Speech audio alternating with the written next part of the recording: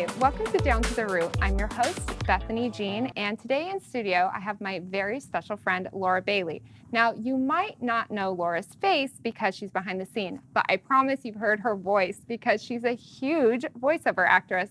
She primarily does video game and animation, but she's also a huge part and a founding member of Critical Role, which is a Dungeons & Dragons live stream campaign. That is correct. It's hard to explain. What's your character in Dungeons & Dragons? Well, in the first campaign, I played a half-elf named Vex, and in the current campaign, I play a blue tiefling, if anyone knows what that is, named Guster. What's a tiefling? She is, so she's got horns, and she's adorable, basically. Does she have any superpowers? She does spells. She's a cleric, so she heals people. Oh, she heals people. I like that. Yeah. So, for those that would like to know, do you prefer staying anonymous and kind of reaching audiences through your characters, or do you have any interest in doing on-camera things as well? Well, it's funny because I had grown very comfortable. I had done on-camera stuff. That's how I started my career, and then I kind of drifted into voiceover and realized how much I loved it, and I continued to do that. And then through Critical Role, it's kind of turned into being on camera more because it is a live stream, so people get to see us play our game and everything like that. So yeah, people recognize us now. And your fans are so invested. Our fans are awesome. We call them critters. Oh, that's so cute. It's wonderful. When you're creating an animated character, do you feel like you're learning more about yourself, or do you feel like you're implementing yourself into that character? I think any character you play, whether on camera or behind the microphone, you're putting some of yourself into that character. I think that's the only way to be truly honest with your performance. Yeah. And so much of what I do outside of just voiceover in video game right now, motion capture and performance capture is such a huge part of what we do. So it's really become a full body performance. Yeah, it really is. They might change our face, they might change our look, but it's our full performance that we're doing.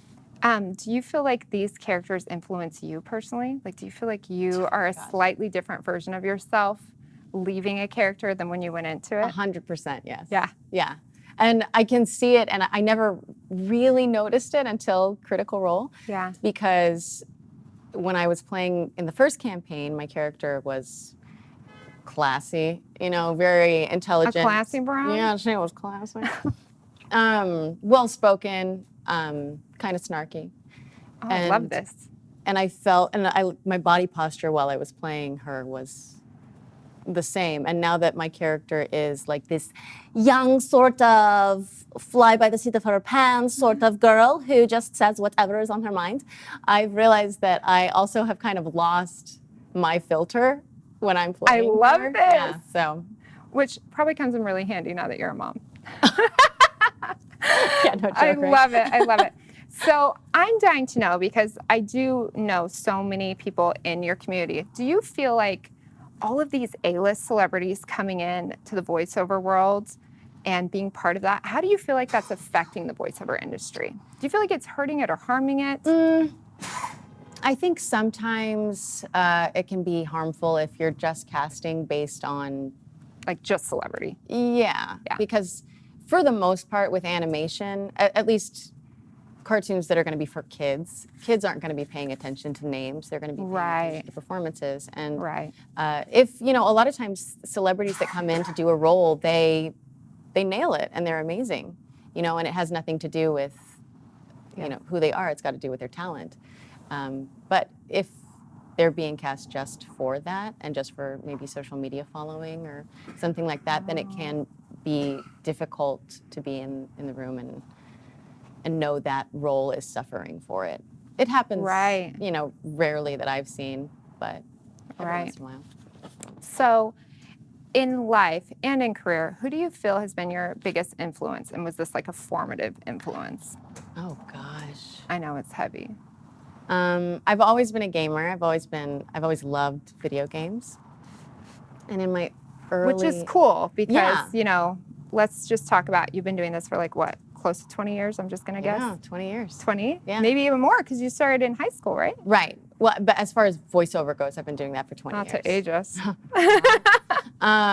But Jennifer Hale was one of the very first voice actresses that I ever looked up and said, okay, who is that? Who's playing this role? And so she's amazing. She's this wonderful voice actress who has a very commanding presence. And when I finally got to work with her, it was kind of a dream come true. And now she's one of my good friends. But when I first met her, I was kind of, I love that. That's so fun. Do you have any advice for a happy life? Oh, jeez. I feel like this is tricky in Hollywood particularly. Yeah. Because the constant battle between like all of your personal life and then all your career goals and everything. And it's easy to get wrapped up in, appearance and looking like your life is perfect. Yeah. And especially with social media the way it is now. You keep your social media real though. You post pictures of you and your baby. And it's not all red carpets, right? It's not. It's not. Yeah. But I think that's the best way to live a happy life is to kind of forget about all of the other stuff and just focus on what's in front of you. Now that you're a mom, do you feel like this balance is like totally upside down? It's so hard. Yeah. It's so hard.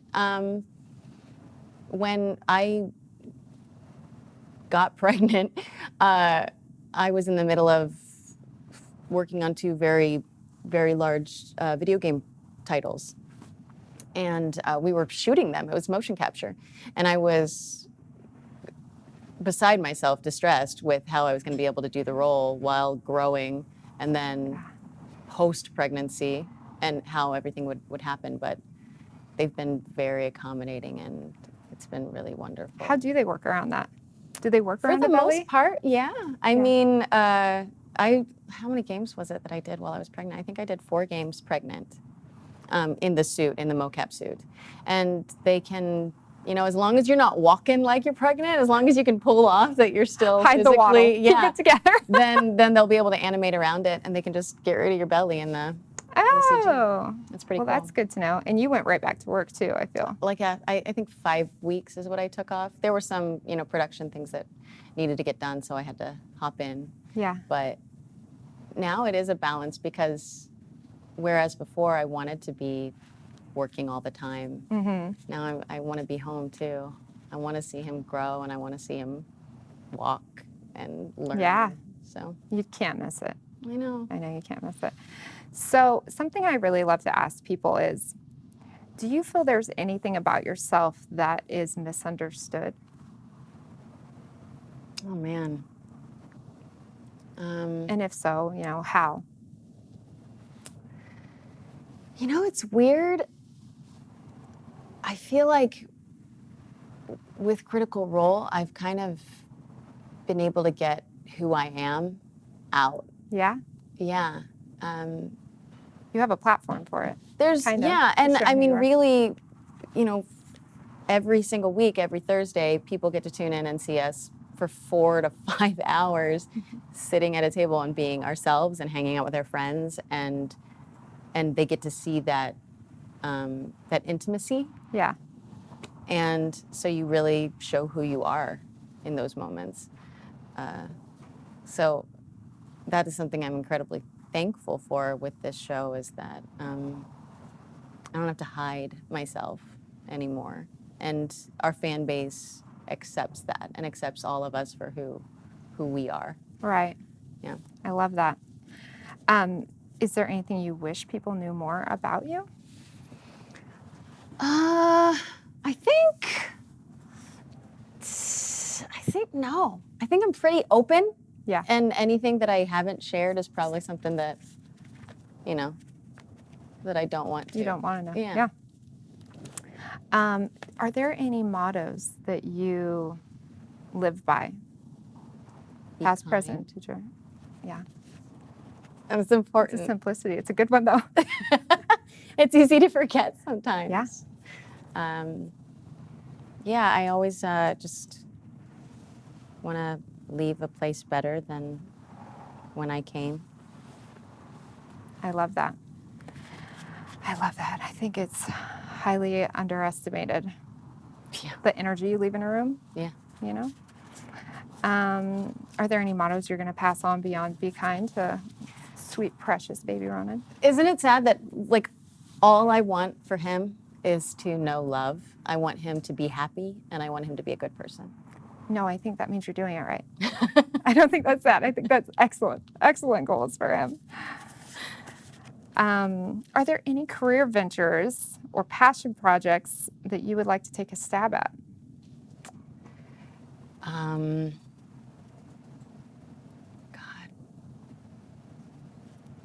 I mean, I don't know if I'd ever want to make the foray back into, film and television, since I'm loving so much what I'm doing. I think it would be really fun. We had a really amazing Kickstarter with our Critical Role animated series. You really did. I mean, it was that like blow you officially away. The biggest Kickstarter ever for film anything? and television? Yeah. Tell people a little bit about that. Well, we opened it. I can't even remember the number we were trying to. I think it was 750,000 is what we were trying to get to do animated special for the show. Just because all of us, having started in voiceover and being in animation, like that's how we wanted to be able to tell our story that people had been watching, and the fans really just blew us away and turned up for it, and it ended up just shy of $12 million. Which incredible. Yeah, which was insane. And did anyone cry? All of us cried. Oh, did you all cry? The entire time. I almost wanted to cry, and I'm not even part of it. We walked around the entire month, and then the month after the Kickstarter ended, just with our mouths open and just random tears throughout the day that it actually happened the way it did. And now we get to do an entire series, an entire season, based on the amount of money that we got. So it's.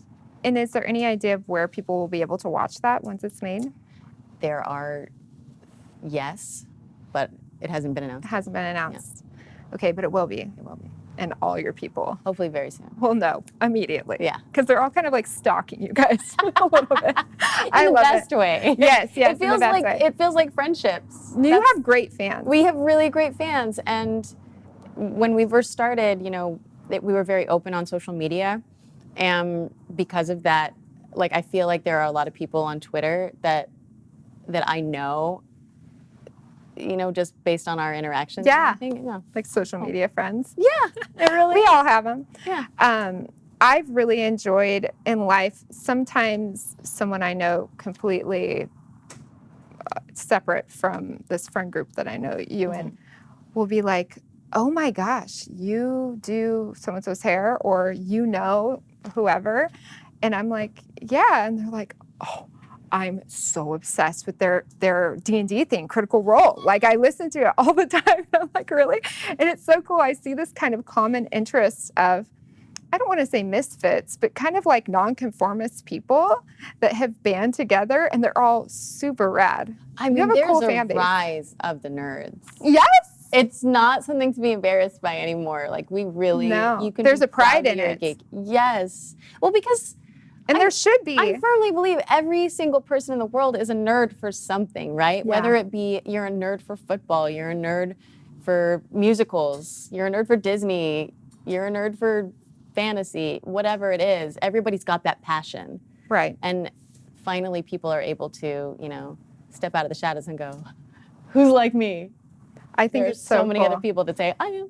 It's funny. I was not allowed to play Dungeons and Dragons growing up. Right. The Satanic Panic. Yep. We've laughed and talked about that before. But I love fantasy stuff so much, so it's kind of strange that I never have played. Give it a try. I want to. You should. I kind of say it all the time. I'm like, can I do this? Like, I want to wear elf ears and fairy wings and come play characters. You are like full on LARP. I'm like, how am I not part of this? This is my bag right here.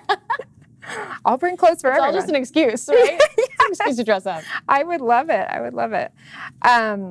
Okay, so you feel like you're doing pretty much everything in the career world that you're envisioning for yourself. I mean, no weird side gigs. You're not like, yeah, but I also want a boutique or like to write a book or something. No, I mean. Or what about, you do directing? I have directed. I kind of stopped directing just based on time, but who knows in the future? Maybe I'll pick that back up. Do you think your little one will want to venture into this world that you and Travis Oh gosh. are part of? Man, I have no idea what he's going to be. I have no idea what he's going to want to do. You know, every day he looks like he has a different thing that he enjoys, whether it be, you know, music or gears and stuff. So whatever he wants to be. I feel like in LA you Whatever he can wants do to be. anything. The funniest thing will be if he absolutely has no interest in sports, since Yeah. Travis, my husband, is Yeah. such a sports guy. Yeah. Would you rather be remembered for talent, wisdom, kindness, or originality?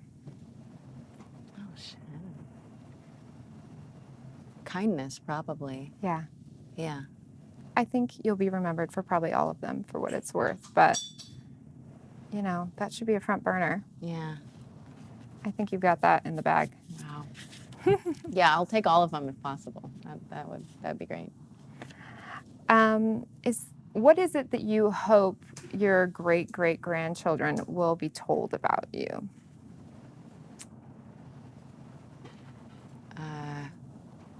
That I did good in this world. I think that it's really easy for us to believe as entertainers that what we do is frivolous. Mm-hmm. But For sure.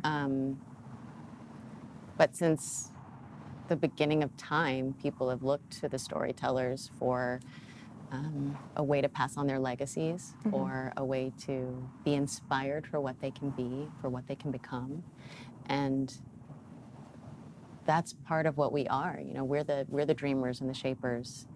And we're all so lucky to have anybody look to us for an example. Yeah, I agree. And I feel like the entertainment industry really is at the forefront of kind of correcting weird social behaviors and stuff. Yeah. You know, I feel like there's almost, I don't know the word I'm looking for. I feel like there's almost a moral obligation to be kind of Better. Let's make the world better, Yeah. right? Yeah. Yeah. I love that. What do you hope Ronan learns from you, aside from kindness? His dad's kind too. You guys are pretty kind. I want him to be a nerd. I hope he learns that, you know, it's okay to be a geek, that it's okay to be original, that he doesn't have to be embarrassed by anything. Did you feel like you were a geek or, you know, overly original growing up? Because I know you were a military family, right? Yeah. You bopped around a lot. Mm-hmm. So you were kind of in a position of like always making new friends, right? Yeah, yeah. We moved around a ton when I was a kid. And so, yeah, I was always kind of an outcast. Mm-hmm. You know, I just didn't have like a good group of friends growing up. And then I got kind of shy because of it. So I had a hard time being outgoing and in high school and everything. But do you consider yourself shy as an adult?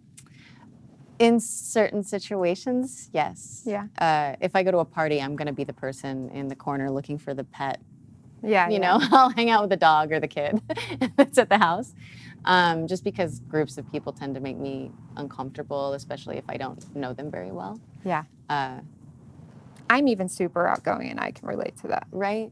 Like, what do you do when you don't know what to do? Right? You just kind of like sit there and feel awkward. But also at the same time, what we do, you have to be outgoing. So you can put the mask on. It's like a role that you play, right? As somebody that can be on. Do you feel like your shyness has made your voiceover career, like, I'm trying to think how to say that. Do you feel like there's a connection there? Like, I'm not being myself, I'm being this person. Oh, fully. Yeah. Because I'm a singer as well, but I get really like nervous when I have to sing in front of anybody. It's the most nerve-wracking thing in the world. I feel like it's so much more vulnerable than I won't even sing karaoke. It's too scary. No, I get the same way. I feel People the are same judging way. you. I was about to drink, and then I'll sing karaoke, but I still get a little nervous. All right, we're having a karaoke. Yeah, right? Just me and you.